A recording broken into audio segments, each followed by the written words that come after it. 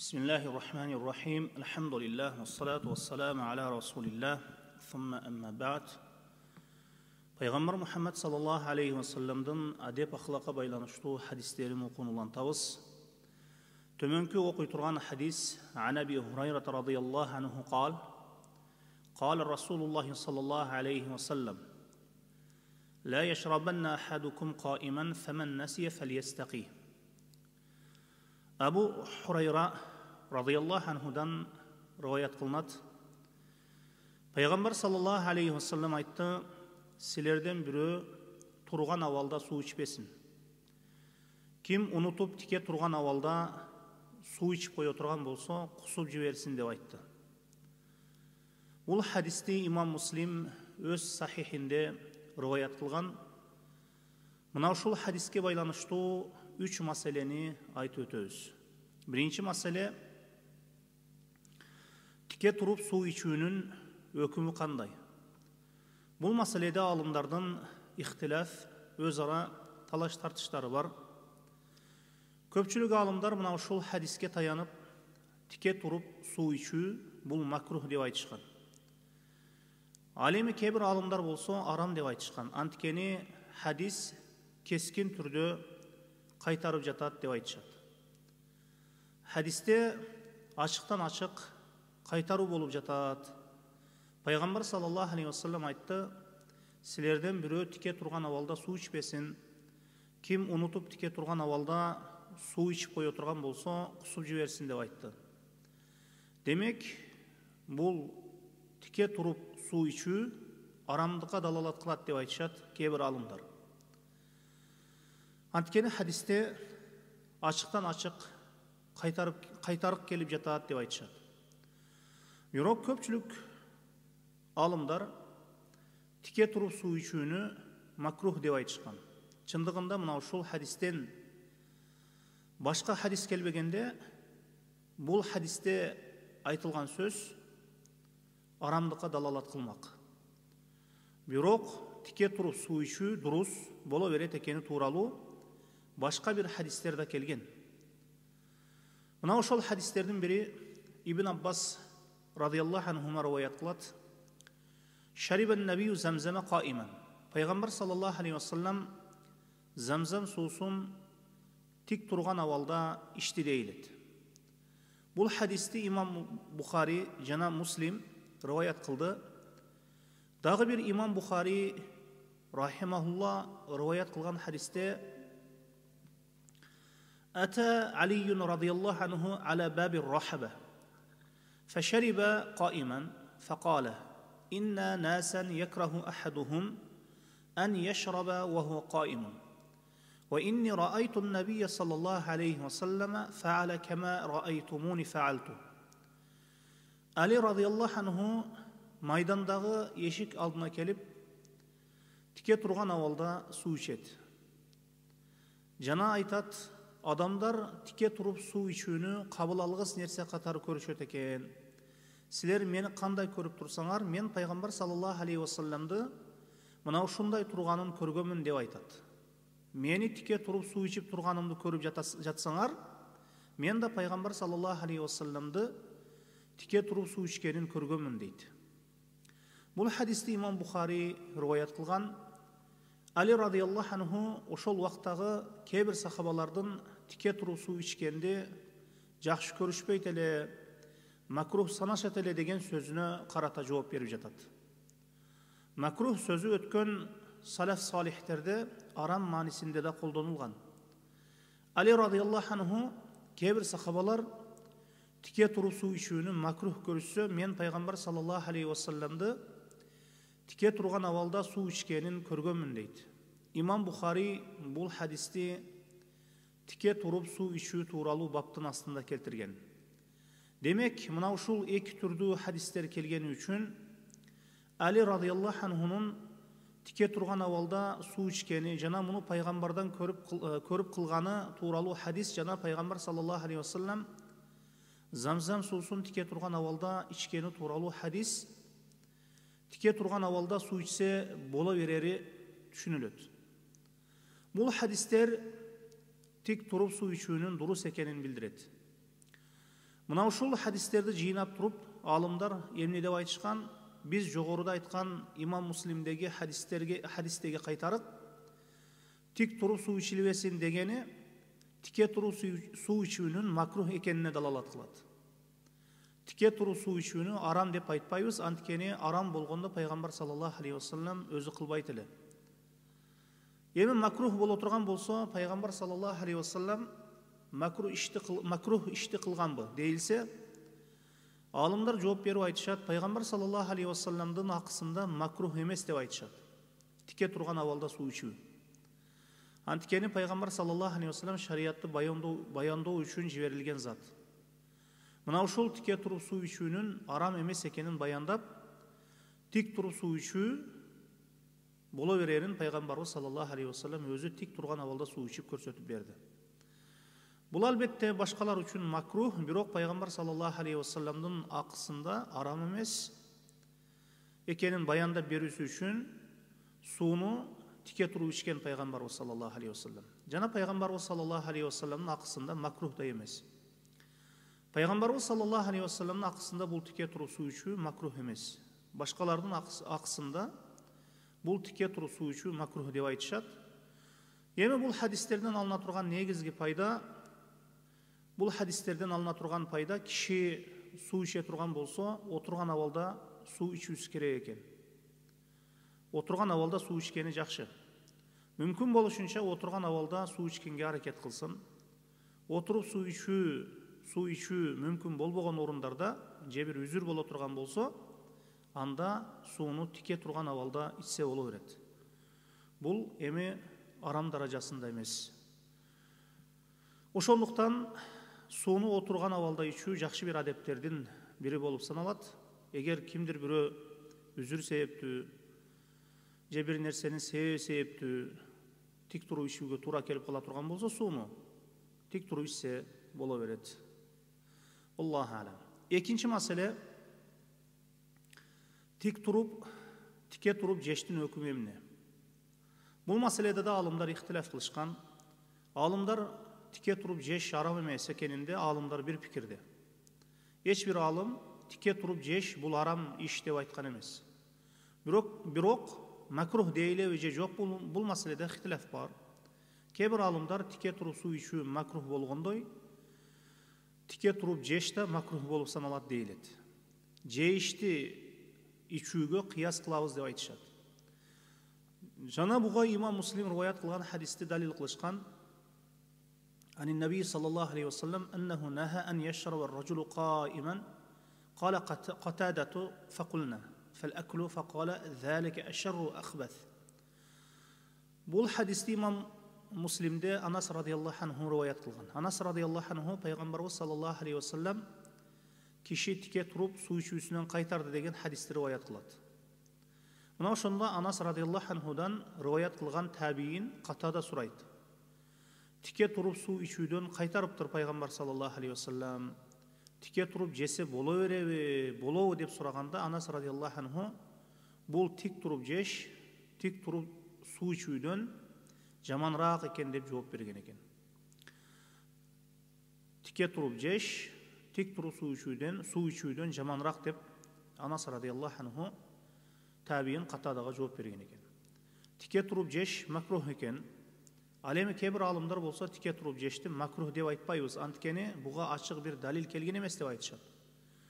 Бул имам Муслим риваят кылган сөз Анас радияллаху анхунун өзүнүн иштихады деп айтышат. Тике туруп жеш тууралуу пайгамбар саллаллаху алейхи вассаламдан ачык бир кайтарык келген эмес деп айтышат. Анас радияллаху анху тике туруп суу ичүүнү тик туруп жешке кыяс кылып салыштырып айткан. Өзүнүн иштихад кылуусунун негизинде. Тик туруп суу ичкенден көрө тике туруп жеш оорураак, жаманраак деп айтып жатат.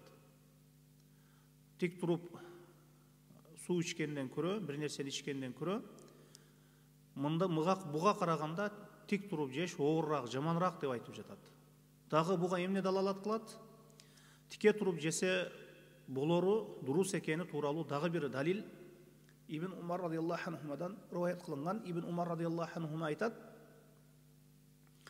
كنا نأكل على أهد رسول الله صلى الله عليه وسلم ونحن نمشي ونشرب ونحن قيام. Biz Peygamber sallallahu aleyhi ve sellem'in zamanında жүрүп кетип жаткан абалыбызда тамактанат элек. Тике турган абалыбызда суу ичет элек дейт. Тике турган абалда кетип жатып, тик турган абалда туруп, басып кетип жатып, мына ушундай учурларда биз жейт элек, ичет элек дейт. Сахабалар жеп ичишкенде Пайгамбарыбыз саллаллаху алейхи ва саллям кайтарат эле, кайтарган жок. Мына сахабалар басып кетип жатып, жана ошондой эле тик туруп кетип жатып, жешкен экен, ичишкен экен. Бирок хилафул аула деп айтышат алымдар, абзели отуруп жеш адептен, жакшы бир адептерден деп айтышат. Эгер бир инсан тике турган абалда жесе, макрух экен же арам экен деп айтпайбыз. Отуруп жешке да ачык бир хадис келген эмес. Бир гана жогорудагы Анас радиаллаху анху риваят кылган сөз келген гана, бул эми Анас радиаллаху анхунун иштихады, өзүнүн сөзү деп айтышат алымдар. Бирок эми кандай болбосун, отуруп жеген абзел. Үчүнчү маселе, хадисте силерден бирөө тике турган абалда суу ичпесин. Унутуп калып ичип койгон болсо, кусуп жиберсин деп айтты. Алымдар хадисте айтылган кусуп жиберсин деген сөздү бул важип эместигине иттифак кылышкан. Кусуп жиберүү бул важип эмес. Эч болбоду кусуп жиберсин деген үчүн мустахаб дейлеби дейилсе, кээ бир алымдар кусуп жиберүүнү мустахаб деп айтышат, кусуп жиберүүнү. Бирок кээ бир алымдар жок, кусуп жиберүүнү мустахаб эмес, анткени хадис мансух болгон деп айтышат. Пайгамбар саллаллаху алейхи ва саллям өзү да тик туруп суу ичкени хадистерде келген. Биз жогоруда айттык бул хадистерди. Бирок мына ушул жогоруда айтылган хадиске амал кылып, бир да жолу ичкен суусун Пайгамбарыбыз саллаллаху алейхи ва саллям кусуп жиберген эмес. Тике туруп суу ичип, анан аны кусуп жибергени тууралуу хадистерде келген эмес. Ошондуктан бул окуп жаткан хадисибиз мансух деп айтышат алымдар. Жогоруда айтпадыкпы, Пайгамбарыбыз саллаллаху алейхи ва саллям ким суу ичсе, тике турган абалда суу иче турган болсо, отуруп ичсин, болбосо ошол тике турган абалда суу ичип кое турган болсо, аны кусуп жиберсин деп айтылбадыбы? Бул хадисте эми алымдар мансух болгон деп айтышат. Жогоруда биз Али радиаллаху анхунун хадисинен билдик. Пайгамбар саллаллаху алейхи ва саллямдын ошол тике турган абалда суу ичкенин көргөнүн Али радиаллаху анху өзү дагы тике турган абалда суу ичип көрсөтүп бергендигин айттык. Жана хадисте Пайгамбарыбыз саллаллаху алейхи ва саллям замзам суусун тике туруп ичкени тууралуу айтылынды. Бирок артынан кусуп жиберген жок. Бул хадис замзам суусун туруп ичкени тууралуу айтылган хадис Пайгамбарыбыз саллаллаху алейхи ва саллямдын. Ким тик туруп суу ичкен болсо, аны кусуп жиберсин деген хадисти мансух экенин далилдейт деп айтышат алымдар. Ошондуктан эми кандай болбосун, отуруп жеген жакшы, отуруп бир нерсени ичкен жакшы, бул жакшы бир адептердин бири болуп саналат экен. Кийинки окуй турган хадисибиз Аби Хурайра радиаллаху анху кала Расулуллах саллаллаху алейхи ва саллям: "Иза инта'ала ахадукум фальябда бил ямин, ва иза наза'a фальябда биш шимал, литакуна ал ямину аввалахума юнта'алу ва ахирахума юнзау." Абу Хурайра радиаллаху анхудан риваят кылынат, Пайгамбар саллаллаху алейхи ва саллям айтты: "Силерден бирөө бут кийимин кийгенде оң тараптан баштап кийсин, жана бут кийимин чечкенде сол бутунан баштай чечсин" деп айтты. Оң бут кийим кийүүдө биринчи болуп кийле турганы жана чечилгенде акыркысы болуп чечиле турганы болсун деп айтты. Бул хадисти имам Бухари жана имам Муслим риваят кылган. Бул хадисте кийим кийүүнүн адеби баяндалып жатат. Алымдар кийим кийүүдө жана бут кийим кийүүдө жалпысынан кийим кийүүдө оң тараптан баштап кийим кийүү бул сүннөт болот деп айтышат. Жана кийимди чечкенде сол тараптан баштап чечүү бул сүннөт болуп саналат. Бул адеп бут кийимде болсун же башка кийимдерде болсун айырмасы жок. Бирок оң жактан баштап кийүү жана чечүүдө сол тараптан чечүү бул важип эмес. Жалпысынан сүннөт болуп саналат. Мына ушул орунда айта турган нерсе, киши мечиттен чыга турган болсо, сол буту менен чыгат. Бут кийим кийүүдө биринчи болуп оң бутту кийүү керек. Эгер бир мечиттен сол бутуңуз менен чыксаңыз, килем жок экен, мечиттен чыга берүүсүндө кээ бир алымдар айтышат, мына ушундай учурда эки сүннөткө амал кылуу үчүн оң бутту биринчи кийип алайын десеңиз, оң бут менен мечиттен чыгууга туура келет. Туура мына ушул орунда, мына ушул жерде оң тараптан баштап бут кийим кийүү керек деген сүннөткө амал кылып жатасыз го, бирок мечиттен чыгардагы сүннөткө амал кылбай коюп жатасыз. Эми мечиттен чыгардагы сүннөткө амал кыламын деп сол бут менен биринчи чыксаңыз, бут кийим кийүүдөгү сүннөткө амал кылбаган болуп каласыз. Мына ушуга көрө аалымдар сол бут менен чыксын, сол бутун бут кийимдин үстүнө коюп туруп, кийин оң буту менен чыгып туруп, оң бутун кийгенден кийин сол бут кийимин кийип алат деп айтышат. Мына ошондо эки сүннөткө тең амал кылган болот. Аллаху а'лам. Кейинки хадис Аби Хурайра радhiyallahu anhu قال قال رسول الله صلى الله عليه وسلم لا يمشي أحدكم في النعل واحدة لينتعلهما جميعا أو ليخلعهما جميعا. Абу Хурайра радhiyallahu anhuдан риваят кылынат, Аллахтын элчиси саллаллаху алейхи ва саллям айтты: силерден эч бириңер бир пай тапчка менен жүрбөсүн. Же экөөсүн кийип алсын, же экөөсүн чечип тең чечип койсун. Мындайча айтканда, силерден эч бириңер бир пай бут кийим менен жүрбөсүн, же экөөсүн кийип алсын, же экөөсүн тең чечип койсун. Бир пай бут кийим менен жүрүүдөн пайгамбарыбыз саллаллаху алейхи ва саллям кайтарды. Бул хадис муттафакун алейхи болгон хадис. Бул хадисте айтылган маселе байпакадагы тийиштүү. Бул хадисте бир пайлуу бут кийим кийүүдөн кайтарылып жатат. Киши, мусулман киши экөөсүн кийип жүрсүн, же экөөсүн чечип алсын деп айтты пайгамбарыбыз саллаллаху алейхи ва саллям. Алымдар бир пайлуу бут кийимде жүрүүнү макрух деп айтышкан. Мына ушул хадиске таянып көпчүлүк алымдар бир пайлуу бут кийим кийүү бул макрух санашкан. Арам деп айтканда алымдар дагы бар, бирок көпчүлүк алымдар макрух деп айтышат. Макрух экени күчтүүрөөк. Эмне үчүн кайтарылган? Ар кандай себептерди айтышкан. Мына ошол себептердин бири мүчөлөрдүн өз ара ортосунда адилеттүүлүк болуусу үчүн. Шариятыбыз адилеттүүлүк алып келген шарият. Ошондуктан бир бутуна бут кийимин кийип, экинчисине кийбөө бул зулум кылуу бар деп айтышат. Жана ушул пайгамбар саллаллаху алейхи ва салламдын хадисине ылайык баштагы чачтын бир бөлүгүн алып, экинчи бир бөлүгүн таштап коюу мына ушул тыюунун астына кирет. Каза деп бул нерседен кайтарылганбыз. Казадан максат чачтын бир бөлүгүн алып, бир бөлүгүн коюп алуу. Бул да адилеттүүлүктөн эмес деп айтышат. Жана киши жарым денеси көлөкөдө калып, жарым денеси күндө калуудан да кайтарылган. Бул да адилетсиздиктен болгону үчүн кайтарылган. Бирок алымдар айтышат, эгер муктаждык болуп кала турган болсо, бир үзүр болуп кала турган болсо, бир бут кийимде жүрсө болот деп айтышат. Мисалы, кээде мечиттен чыгасыз, бут кийим кээде мечиттерде жоголуп турат, кээ бир мечиттерде бут кийимдер жоголуп турат. Бир бут кийимиңизди таптыңыз, экинчисин таппадыңыз.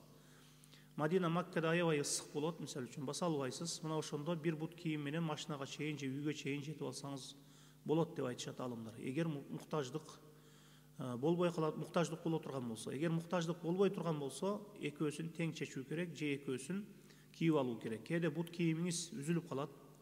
Бут кийимсиз жүрүүнүн мүмкүндүгү болсо, анда экөөсүн тең чечип алуу керек.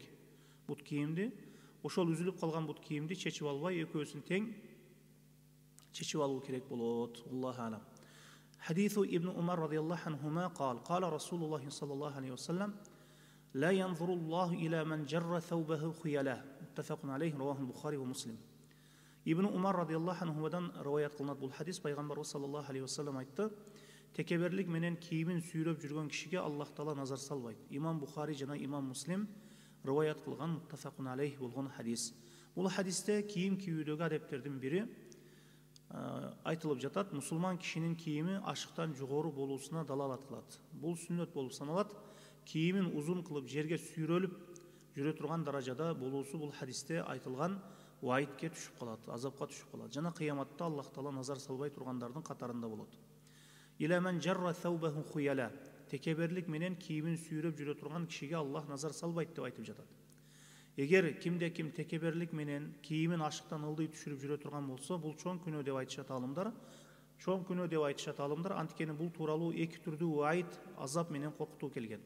Ошонун бири мына ушул хадисте айтылган андай пендеге кыямат күнү Аллах таала назар салбайт деп айтты пайгамбарыбыз саллаллаху алейхи ва саллям. Башка хадисте мындай келет. Ал да сахих хадис болуп саналат.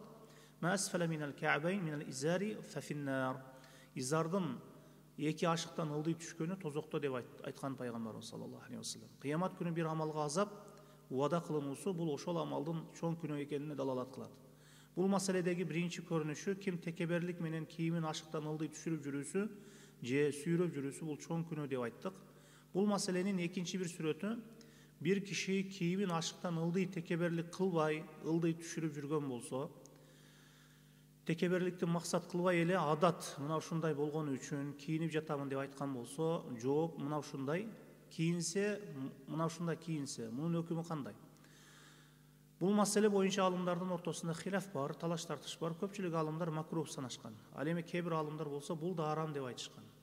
Кала берсе мен текеберлик үчүн кылган жокмун деп айтса, бул туткан иши арам деп айтышкан. Макрух деп айткандар эмнени далил катары келтиришкен? Ибн Умар радыйаллаху анхудан риваят кылынган хадисте текеберлик менен кийимин сүйрөп жүргөн кишиге Аллах назар салбайт деп айтылды.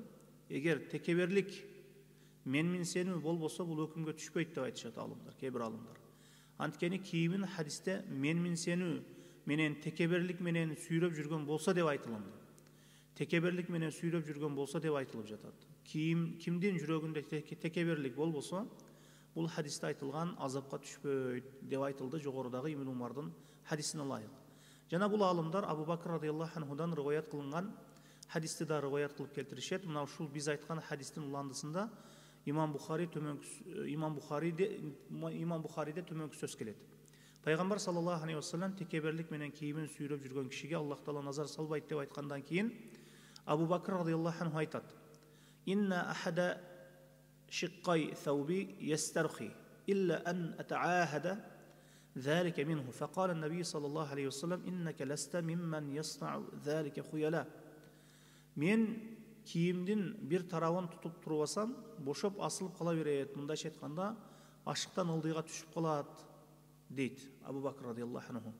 Ошондо пайгамбар саллаллаху алейхи вассалам айтат: "Сен муну текеберлик менен кыла тургандардан эмессиң" деп айтат. Мына ушул хадисти алып туруп, текеберлик менен кылбаса эч нерсе эмес экен деп айтышат. Кээ бир алымдар. Көпчүлүк алымдар мына ушул хадиске ылайык текеберленбей ашыктан ылдый түшүрүп жүргөн болсо, бул макрух деп айтышкан. Бирок кээ бир алымдар текеберленбей эле кийимин ашыктан ылдый түшүрүп жүрүү бул өзү текеберлик деп айтышкан. Жүрөгүмдө эч кандай текеберлик жок деп айтсын, жүрөгүнөн текеберликти максат кылсын же кылбасын, кийимин ашыктан ылдый түшүрүп жүрүү бул текеберликтин белгиси деп айтышат алымдар. وقال ابن العربي رحمه الله من ابن عربي رحمه الله айтат: لا يجوز للرجل أن يجاوز بثوبه كعبة. Kişi kiyimin aşığından ıldıy düşürüsü bulur, durus emez деп айтат. ويقول لا أجره خيالا. Men tekeberlik menen kılgan jokmун go, aşıktan ıldıy düşürüp жүрбөсүн. Men tekeberlik menen kılgan jokmун деп айтуусу мүмкүн. Ошондуктан ал ашыктан ылдый түшүрүп жүрбөсүн. لأن النهي تناوله لفظا анткени бул кайтарыкка тыюуга түшүп турат дейт. Пайгамбар саллаллаху алейхи вассалам ачык кайтырган хадиске түшүп турат деп айтат бул алым. ولا يجوز لمن تناوله لفظا حكما أن يقول ولا يجوز لمن تناوله حكما أن يقول لا أمتثله لأن تلك العلة ليس فيها فإنها دعوة غير مسلمة بل إطالته ذيله دالة على تكبره. انتهى. Kiyimin özü düşürüp жүрүүsü ошол ашыктан алды. Анын текеберлигине далалат кылат. Текеберликти максат кылбадым деген сөзү өтпөйт деп айтышат алымдар. Кээ бир алымдар. Дагы алардын бир далили Имам Бухаридеги хадис: "Ма асфала минал ка'байн минал изар фа финнар". Изардын эки ашыктан ылдый түшкөнү тозокто деп айтты Пайгамбар саллаллаху алейхи вассалам хадисте. Бул хадисте кибир текеберлик менен болсо да деп айтылынды. Бул хадисте кибир текеберлик менен болсо да деп айтылбады. Изардын ошол эки ашыктан ылдый түшкөнү тозокто деп айтылып жатат. Дагы бул нерсени кубаттаган башка бир далил Пайгамбарыбыз саллаллаху алейхи вассалам сахабалардын бирине айтат: "Ияке исбалул изар". Изарыңды ашыктан ылдый түшүрүп жүрүүдөн сактангын дейт. "Иннал исбалал изар минал махила".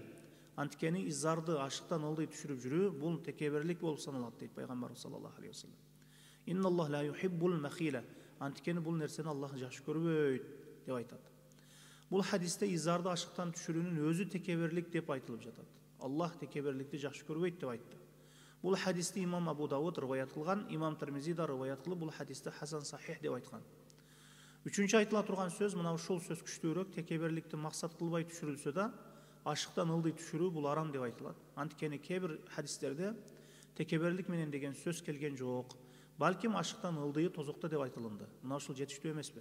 Имам Абу Дауд риваят кылган хадисте пайгамбарыбыз саллаллаху алейхи вассалам сахабалардын бирине изарды ашыктан ылдый түшүрүүдөн четтенгин деп айтты. Сактангын деп айтты. Анткени текеберликти Аллах жакшы көрбөйт деп айтылынды. Дагы бул нерседе аялдарга окшошу бар деп айтышат алымдар. Анткени аялдардын кийими негизи жерди сүйрөп жүрө турган даражада болуусу керек. Эркектердин мындай сүрөттө кийинүүсү өзүн аялдарга окшотуу болуп калат деп айтышат. Чындыгында өкүнүчтүүсү көп жерлерде азыркы кезде адат өзгөрүп кеткен. Чоп-чоң эле аялдардын кийими тизеге жакын кыскарып кеткен. Эркектери болсо кийимин сүйрөп калган. Тескерисинче болуп калган. Кээ бир араб жерлеринде дал ушундай эркектердин узун көйнөк кийип жерди сүйрөп жүрөт. Көйнөктөрү, кийимдери. Аялдардын хижабы болсо ашыктан жогоруда. Эмне үчүн бул сөз күчтүүрөөк деп айтып жатабыз? Төртүнчүдөн, кийим канчалык жогорураак болсо, нажасат тийүүсүнө алыс болот. Умар радиаллаху анху бычакталган абалда өлөт. Аламдан өтөт. Өлүмүнөн алдын бир жигит келип көрүп, кайтып кетип жаткан кезде анын кийимин ашыктан ылдый түшкөнүн көрүп, "Фа иннаху атқали раббика ва анқали саубик" дейт. Муну менен Раббиңе таквалуураак болосуң, жана кийимиң тазараак болот. Кийимиңди кичине көтөрүп ал, ашыктан жогоруга көтөрүп ал деп, ашыктан ошол ылдый кийим кийип турган, ошол түшүп тургандыгын көрүп, Умар ибн Хаттаб радиаллаху анхуга бир насихат кылат, эскертүү катары. Мына ушуга ылайык, мына ушул сөз күчтүүрөөк деп айтышат алымдар. Мына ушул орунда бул өкүмдөн аялдар бөлөк. Кийим ашыктан жогору болуусу бул эркектерге таандык өкүм, аялдарга тийиштүү болгон өкүм жерди сүйрөп жүрө турган даражада узун болуусу көйнөктөрү. Буга ачык хадис келген, имам Тирмизи риваят кылган хадисте текеберлик менен ким кийимин сүйрөп жүрө турган болсо, ага Аллах назар салбайт деген хадисти риваят кылгандан кийин Умму Салама энебиз сурайт. Фа кейфа таснау ниса би зуюлихинна. Аялдар этектерин эмне кылышат деп сурашты. Мына ошол убакытта аялдардын көйнөгүнүн этеги узун болгон. Ошондо пайгамбарыбыз саллаллаху алейхи вассалам айтат: "Юрхинаху шибран", бир карыч узартышат деп айтты. Кийин Умму Салама энебиз айтты: "Идан танкашифу aqdamuhunna". Андай боло турган болсо, буттары ачылып калат го деп айтты. Бир карыч узартырса да, басканда ачылып калат го деп айтты. Пайгамбар саллаллаху алейхи вассалам айтты: "Андай боло турган болсо, бир чыканак узартырышсын" деди. Андан ашырышпасын деп айтты. Жарым метр бир орточо адамдын колунчалык жарым метрге жетпей калуусу да мүмкүн. Жарым метр кошсун, бирок андан ашырбасын деп айтты. Аялдар кийимин ошол жерде сүйрөп жүрүүсү бул сүннөткө ылайык иш. Жерде аялдардын кийими сүйрөп жүрсө, эми нажасат болбойбу деп айтыла турган болсо, мына ушул нерсе пайгамбарыбыз саллаллаху алейхи вассаламдан суралган. Суралганда андан кийинки топурак аны тазалайт деп айтты. Бирок бир нажасат жерден өтсө, узун кийим кийген, ошол кийими жерге тийип турган аял кийимин дагы бир таза жерден өтүүсү кийими менен аны тазалайт. Ажатканага киргенде эми ар ким өзүнө этият кылат. Муну менен хадиске каршы чыгылбайт, өзүн этияттайт аял киши ажатканада. Хадисте келген өкүм мына ушул. Эки түрдүү хадис келди. Жерде сүйрөп жүргөн кишиге Аллах назар салбайт деп айтты. Бул эми ашыктан ылдый ушул кийимдин түшүп кеткени эркектер үчүн бул нерседен эркектер кайтарылды, жана азап убада кылынды. Экинчи бир хадисте ашыктан ылдый түшкөн тозокто деп айтты пайгамбарыбыз саллаллаху алейхи вассалам. Мына ушуга көрө алымдар ашыктан ылдый түшкөн арам болуп саналат деп айтышат. Жерге сүйрөп жүрө турган даражада сүйрөп жүрүүсү бул чоң күнөө болуп саналат эркектер үчүн. Аялдарга эми боло берет. Аллах ага кыяматта назар салбайт, бирок ашыкка чейин болуусу, ашыкты жабып туруусу мында эми проблема жок деп айтышат алымдар, ашыктан ылдый түшпөсүн дейт. Пайгамбарыбыз саллаллаху алейхи вассалам кийими балтырынын жарымына чейин болгон, пайгамбарыбыз саллаллаху алейхи вассалам кийими балтырынын жарымына чейин болгон, эч качан ашыктан ылдый түшкөн эмес. Балтыр жарымынан ашыкка чейин болгон аралык. Ошол аралыкта пайгамбарыбыз саллаллаху алейхи вассалам кийимдиги ошол аралыкта болгон. Мына ушул аралыкта кийинилсе боло берет. Валлаху алам, саллаллаху ала Мухаммадин ва алихи ва сахбихи ва саллам.